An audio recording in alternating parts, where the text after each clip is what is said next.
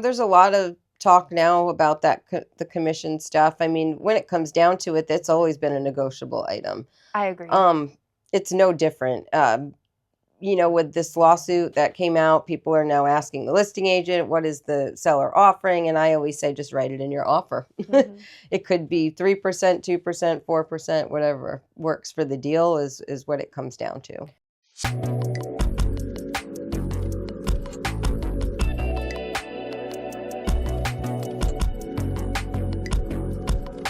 Hey y'all, this is Karleigh with Assets Real Estate Team, and today we are doing another sit down with Amy. Why don't you introduce yourself to everybody? Hello, I'm Amy. I'm the broker here at the Assets Team and also the sales manager. So we're going to get into this interview. We're going to start with our first question. I want to know what inspired you to pursue a career in real estate in this industry that we're in today. Sure. Actually, it's a clip from a movie, American Beauty, with Annette Bening, and she's getting ready to do this open house, and she's just kind of going like neurotic and psychotic, like, I will sell this house today. And I was like, I want to do that. And that's what inspired me. How long have you been in the industry? 12 years. Oh, wow. Okay. So you have lots of experience. Lots. I've seen it all. For me, what inspired me to get into real estate, I've always had an interest, in the industry and wanting to sell homes, but I never knew where to start until I met my mother-in-law, and she just kind of showed me the ropes and guided me down the right road, and now I've been an agent for 2.5 years. How has real estate changed since you first started, since you've been in the industry for so long? This is a good question because honestly, what I'm seeing is where I started 12 years ago is literally what is starting to happen again now.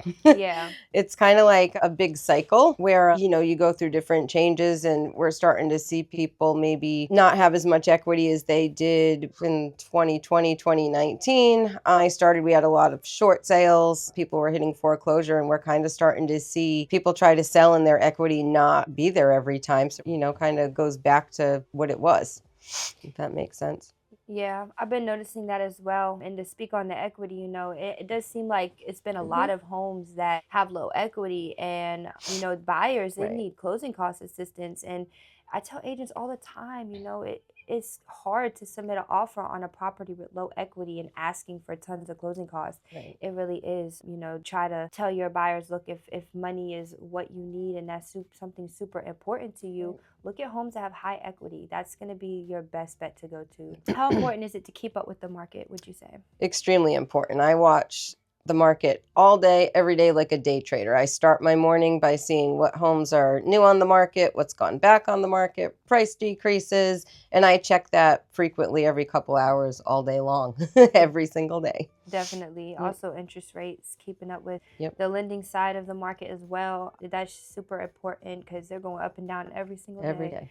And, also it's important, understanding the seasons and the changes, with families in terms of like people going to college, people going to school, Right. summertime, springtime, spring market, just all the different markets. So as a woman, how do you see the future of real estate evolving? So honestly, I don't think it has anything to do with being man or woman, what's going to happen in the market. It's kind of like I said, we're getting back to what I saw maybe in 2013, 2014. Now it's going to continue to have its ebbs, flows, and changes over time. It's just, obviously if the rates dip real low again, we're going to see that surge and everybody wanting to buy. Again, you're paying more for the house. So that's where the equity isn't going to maybe be there when you go to sell 2 to 3 years down the road.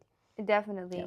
Because, and I agree with that, because everybody, they're waiting for the rates to drop, but whole time you don't realize, the rates are going to drop, but you're going to be paying more for houses. Right. Because of the competition. Everybody's waiting for that. And these are pretty typical rates through time. What we saw during COVID was kind of not something typical that's ever happened. I think 6, 7 is pretty typical. Anything under that was a little bit, kind of a gift maybe. But I mean, I've looked at charts pretty recently about rates over time, and this is typically where they are. And that's why I tell people, the right time to buy is when you're ready. Because honestly, you can always refinance later, but you can never, get that money back that you went over spending on the home. If saving money is super important to you, buy the house now while you can get those closing costs, while you can get all that extra money. And because once interest rates drop, the competition's going to be even more. So. And then you're paying more for the home and back to your equity. Exactly. I hope you guys are enjoying the video. If you're looking to become a real estate investor, click the link below. We have a step-by-step guide for you on how to purchase your first investment property. So, we deal with a lot of tough clients sometimes. Yes. When would you say it is the point you would walk away from a client? And that's a good question. I've honestly never had it personally happen. However, the beauty of our job is you are in control of your business. And if you're working with somebody that it's just not comfortable, things aren't working out, it's just not great for whatever reason, you do have the ability to say, hey, I'm going to suggest you work with maybe another agent that we know that's personalities maybe fit together better. Yeah. But that is a nice thing about running your own business. You can work with who you want to, and you don't have to entertain stuff that's making you feel bad. No, I totally agree with that. Definitely, we run our own business, so we are in control of who we would like to do business with. Not all business is good business. It's all about setting expectations, setting boundaries, keeping things professional, because some people will try to overstep that professional boundary. And, we have to stand our ground, especially as women in an industry like this is dangerous for us. I agree with that. Now I want to talk about real estate hot takes. Okay. So, whether it's like an unpopular opinion that you might have on a topic within the real estate industry, whether it's commissions or anything like that. There's a lot of talk now about that the commission stuff. I mean, when it comes down to it, that's always been a negotiable item. It's no different. With this lawsuit that came out, people are now asking the listing agent, what is the seller offering? And I always say, just write it in your offer. It could be 3%, 2%, 4%, whatever works for the deal is what it comes down to. At the end of the day, everything's negotiable. Yes. I totally agree with that. Yep. I tell people all the time, there's agents, they want to drop out of the industry because now we have to negotiate our commission to buyers. But in a sense, we've been doing this all along with sellers. Especially with investor agent, just to get the acquisition, we may need to take a flat fee or something smaller to get it through. And then we work it out later when we're relisting the property or, I have different business plans for different investors with different fees. Honestly, I just think that it's all about what value you're bringing to the client. Exactly. Everybody brings different value to the table. And that's what we're here for. Not to say we're here to compete, but we are with the industry and with other agents, showing our clients that we are the best for them and why we're the best for them and proving our value to them. And that's how we get paid, because we do a lot for our clients. We're not just door openers at all. We don't open doors and cash checks. That's not what we do. And people think that a lot, and it's really not. When you go to a listing, you're negotiating your commission at the listing. So it's only fair you do the same thing with buyers.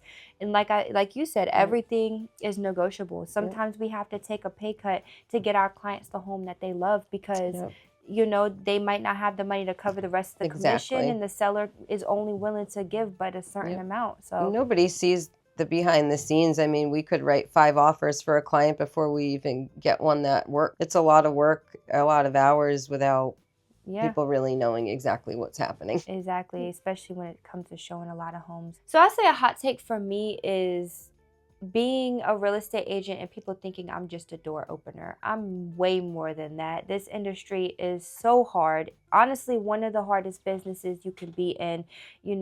Imagine trying to find a buyer or a seller who would like to sell or purchase a home, and then once you help them, it's not like a repetitive client, each month that you can look forward to. You have to find a new person every time and keep in touch with those past clients for years, so that way they can trust you to want to be a part of their process 3 to 4 years from now. So not only staying on top of that, staying on top of the market, we have to understand multiple different contracts that are pages and pages long to make sure that we're explaining everything in detail to our clients, helping them understand what they're signing, taking them to see homes, and making sure that we're bringing them to good quality homes and being educated on that, and understanding different clients and what their needs and their wants are, setting expectations up front, handling inspections, handling repairs, handling negotiations so we can get them the best price possible, figuring out different routes to go down if something doesn't work out,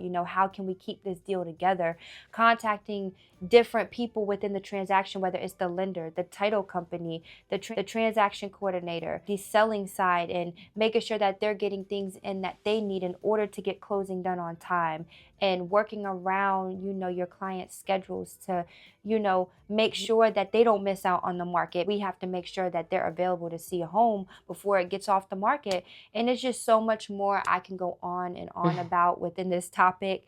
And for people that think we keep the whole commission, we actually don't. We don't get that whole check. So yes, it's a hard industry, and all this work we do, we don't get paid till we close. So we could work for months and not get paid a dime. If you broke down the hourly, it's probably not nice. Yeah, no, seriously. And you could work for 2 months with a client and then nothing. They don't end up purchasing a home. Just doesn't work out. They decide they want to buy a car 2 days before closing. And anything. Now their debt to income ratio is not where it needs to be to purchase a home.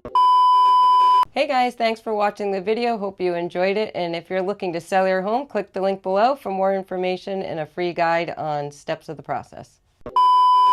How did you survive your first year in real estate?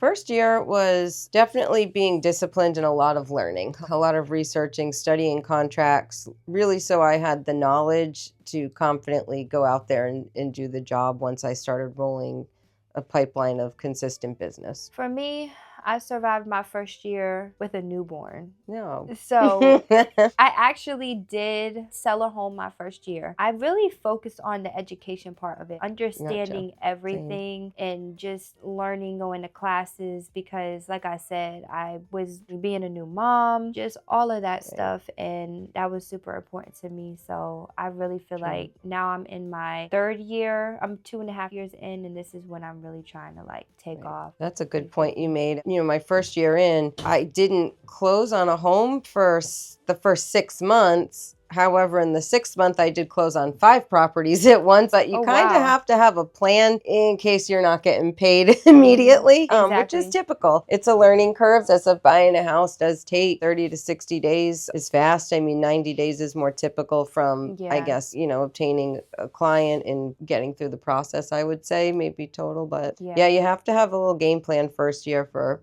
your money. No, most definitely.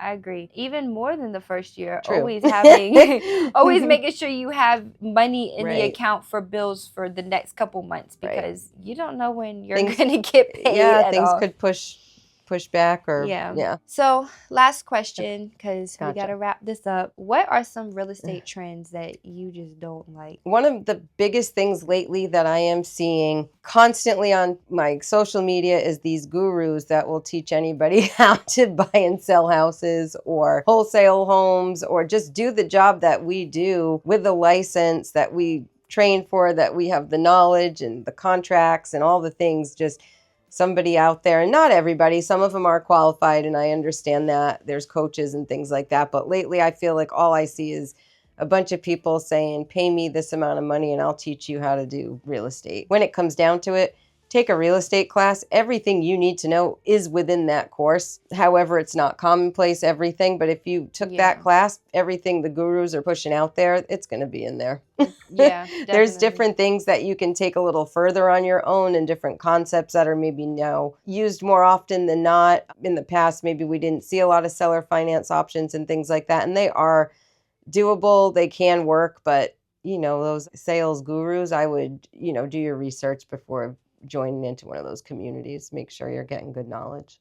Definitely. And I would say same for me. And if you are going to get a coach or somebody that's going to help you, do it with somebody that is in your market, that's in your, your area, somebody that you can actually, get a perspective from somebody else on that person in terms of what they learned from them.